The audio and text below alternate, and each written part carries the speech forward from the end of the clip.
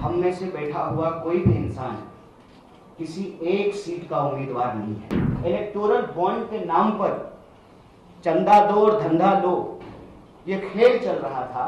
देश को बांटने की साजिश चल रही थी।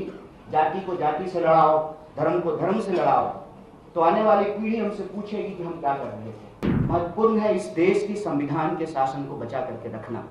अगर इस देश में संपत्ति पैदा हो रही है तो उस पर महिलाओं का भी अधिकार है कि हम देश में 543 सीटों पे चुनाव लड़ रहे हैं। हम में से बैठा हुआ कोई भी इंसान किसी एक सीट का उम्मीदवार नहीं है।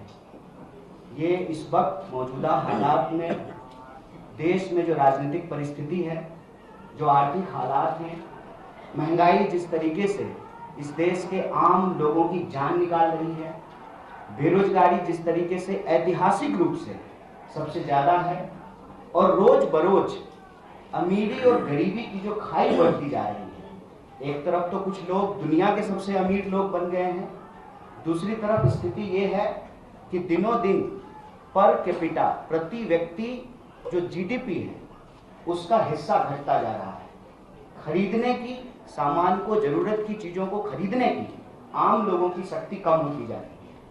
हमको लगता है कि विकास के जिस गति को यूपीए सरकार ने आगे बढ़ाया था, न सिर्फ उस पर विराम लगाई गई है, बल्कि जो देश में धन संपत्ति पैदा हुआ पिछले 20 सालों में, 10 साल के भीतर ही उसको निचोड़ करके कुछ गिने चुने 2-4 लोगों की तिजोरियों में पहुंचा दिया गया है।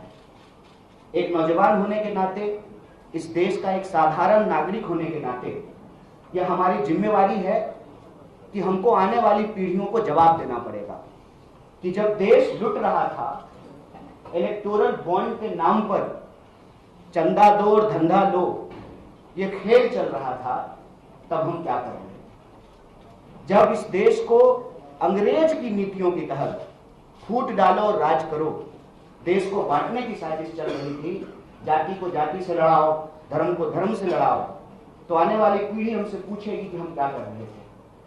तो मैं पहली बात आपसे कहना चाहता हूं, हम तमाम बैठे हुए लोगों के लिए एक सीट बनना, एक सीट प्राप्त करना, एक एमपी बनना महत्वपूर्ण नहीं है। महत्वपूर्ण है इस देश की संविधान के शासन को बचा करके रखना, जिसको कांग्रेस पार्टी ने बनाया, जिसको महात्मा गांधी के आदर्शों पे बनाया गया, डॉक्टर बाबा साहब भीमराव अंबेडकर के आदर्शों पे बनाया गया, जिसके विजन पे यह देश चला।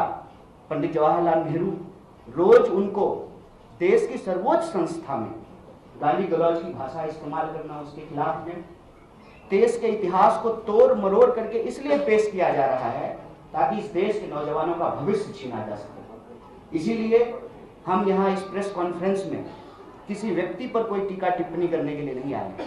हमारे पास दिल्ली के लिए, दिल्ली की 7 सीट के लिए और देश की 543 लोकसभा सीट के लिए एक सकारात्मक एजेंडा है, और वो सकारात्मक एजेंडा ये है कि चाहे आप महिलाओं की बात करें, उनकी भागीदारी कैसे सुनिश्चित की जाए, और महिलाओं को प्रति वर्ष 1 लाख रुपया, अगर इस देश में संपत्ति पैदा हो रही है तो उस पर महिलाओं का भी अधिकार है, तो कैसे प्रति महीने उनको 8,500 रुपया सुनिश्चित किया जाए, हम उस एजेंडे के साथ आए।